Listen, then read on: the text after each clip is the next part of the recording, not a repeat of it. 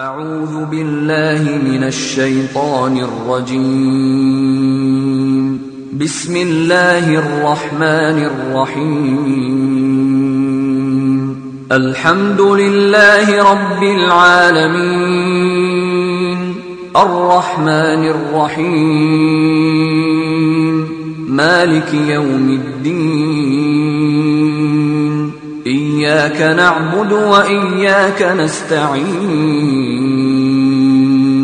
اهدنا الصراط المستقيم صراط الذين أنعمت عليهم غير المغضوب عليهم ولا الضالين.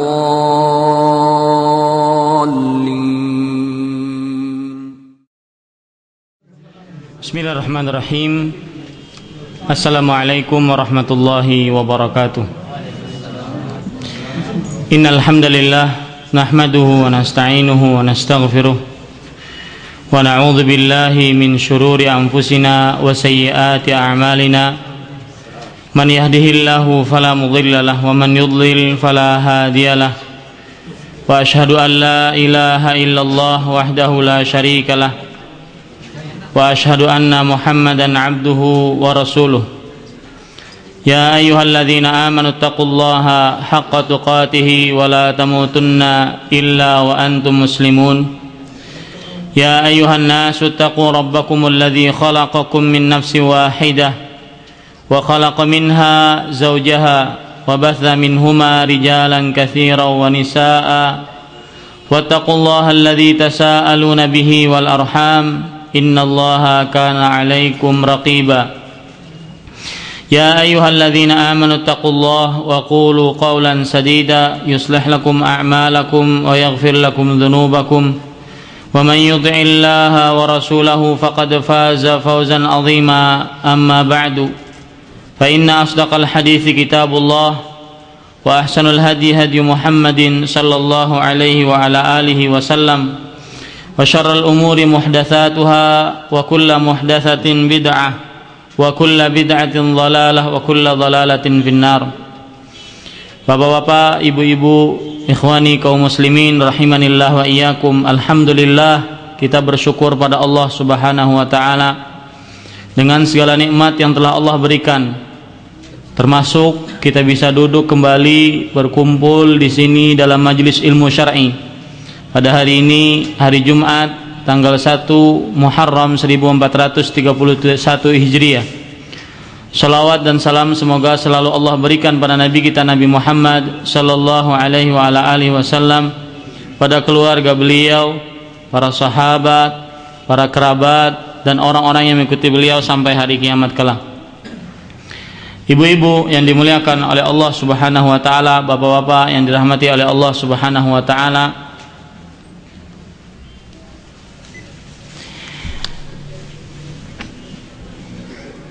sebelum kita masuk kepada hadis yang akan kita pelajari pada sore hari ini, maka tidak lupa saya mengingatkan bahwasanya kita sekarang sudah masuk kepada salah satu dari bulan suci Allah Subhanahu wa taala, yaitu Syahrullahil Muharram, bulan Allah Al-Muharram.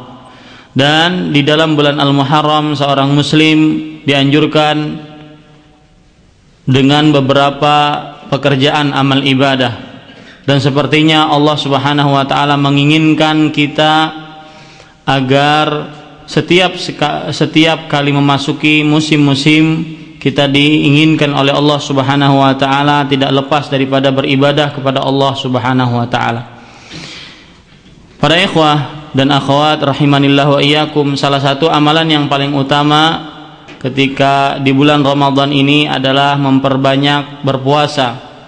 Sebagaimana sabda Nabi Muhammad sallallahu alaihi wasallam riwayat Muslim, afdhalus siyami ba'da Ramadan syahrullahil Muharram. Artinya, seutama-utama puasa setelah bulan Muharram, setelah bulan Ramadan adalah berpuasa pada bulan Muharram. Kemudian oleh sebab itu, para ikhwah yang dirahmati oleh Allah Subhanahu wa taala, kita dianjurkan di bulan ini untuk memperbanyak puasa, terutama di tanggal 10 dari bulan Allah Al-Muharram. Sebagaimana sabda Nabi Muhammad SAW, beliau bersabda, "Siyamu yaumi Asyura ahtasibu an yukaffiras sanata allati qablahu." Puasa pada hari Asyura, yaitu pada tanggal 10 dari bulan Allah Al-Muharram ini, aku berharap mengampunkan dosa yang telah lalu, 1 tahun yang telah lalu. Dan pada tahun ini pemerintah Arab Saudi menyatakan bahwasanya hari ini adalah tanggal 1 Muharram 1431 Hijriah. Otomatis tanggal 10 Muharramnya yaitu tanggal hari Ahad kelak. Dan berpuasa pada bulan Allah Al-Muharram ini ada beberapa tingkatan. Yang pertama yaitu berpuasa tanggal 10 bulan Al-Muharram saja. Kemudian yang kedua yaitu digabung 9 dan 10 dari bulan Al-Muharram. Dan yang ketiga yaitu 9, 10 dan 11. Akan tetapi sekali lagi sebagian ulama mengatakan 9 dan 10 itu adalah termasuk yang paling baik, karena Rasulullah SAW sudah berniat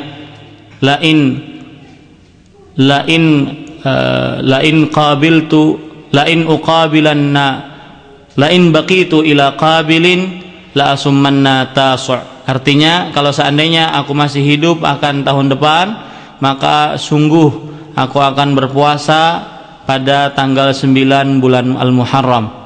Jadi dianjurkan kita untuk berpuasa pada tanggal 9 dan 10 dari bulan Allah Al-Muharram ini. Ini sebagai peringatan atau sebagai peringatan bagi kita semua untuk memperhatikan agar dosa-dosa kita diampuni oleh Allah Subhanahu wa taala.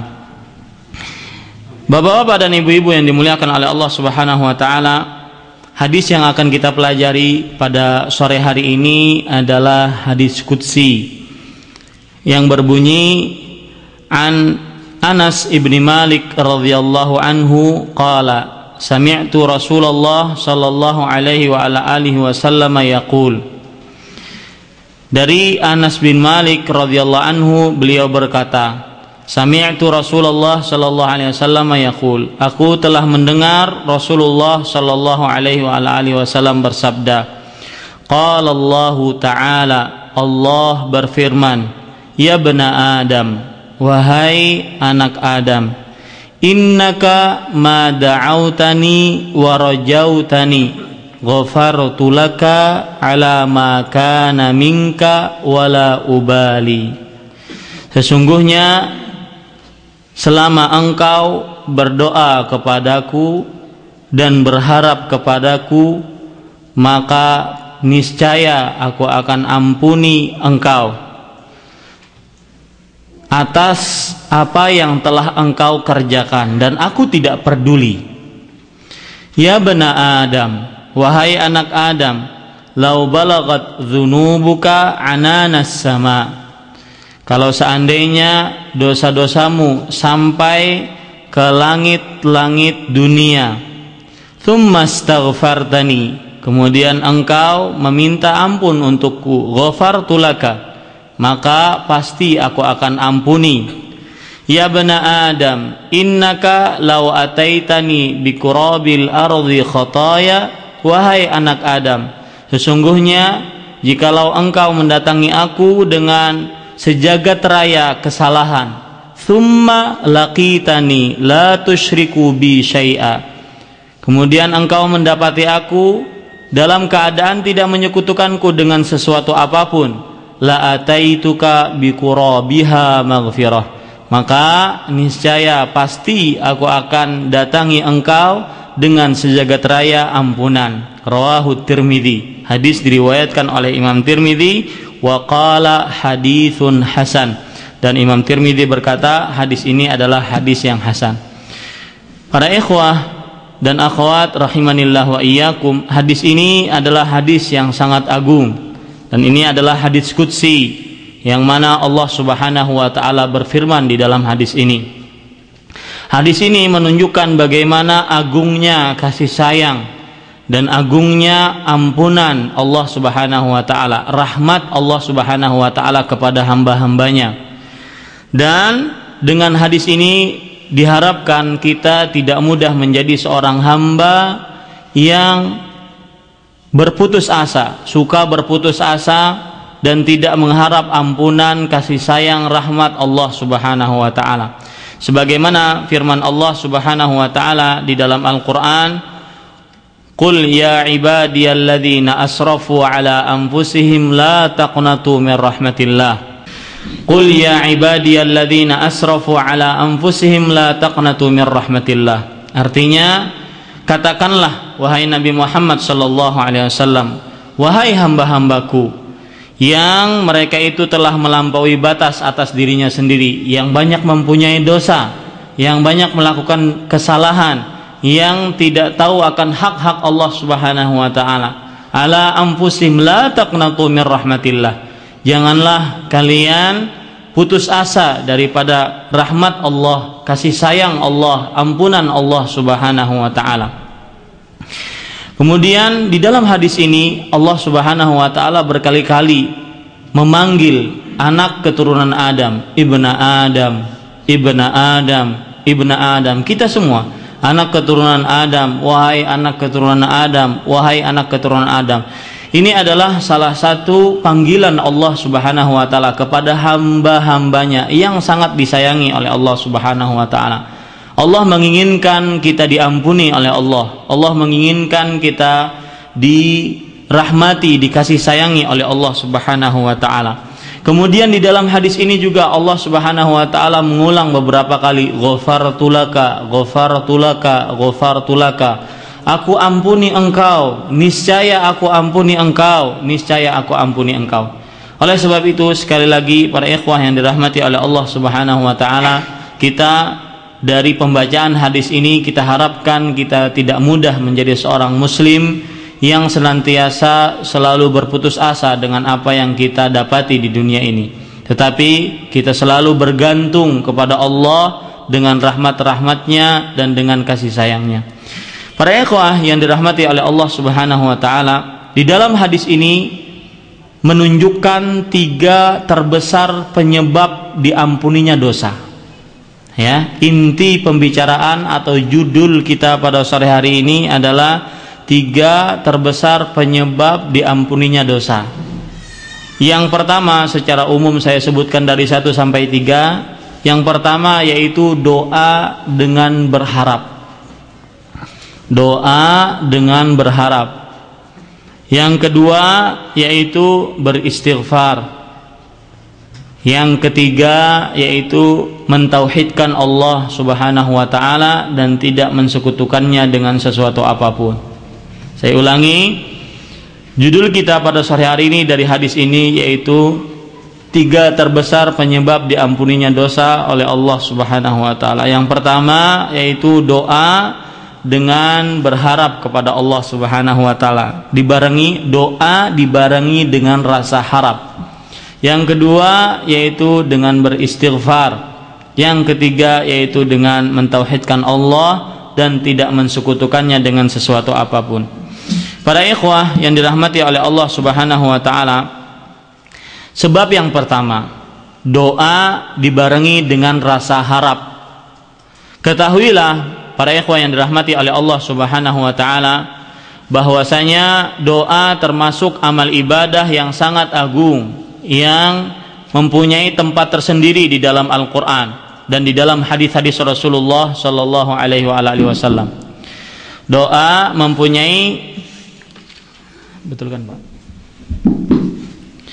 Doa mempunyai tempat yang sangat agung, yang merupakan, sekali lagi, doa termasuk amal ibadah yang sangat agung di dalam agama Islam. Sebagaimana Rasulullah sallallahu alaihi wasallam bersabda, "Laisa syai'un akrama 'ala Allah 'azza wa jalla minad du'a." Tidak ada sesuatu yang paling mulia di sisi Allah dari berdoa. Hadis riwayat Imam Ahmad dan juga Imam Bukhari di dalam kitab beliau Adabul Mufrad dari sahabat Abu Hurairah radhiyallahu anhu.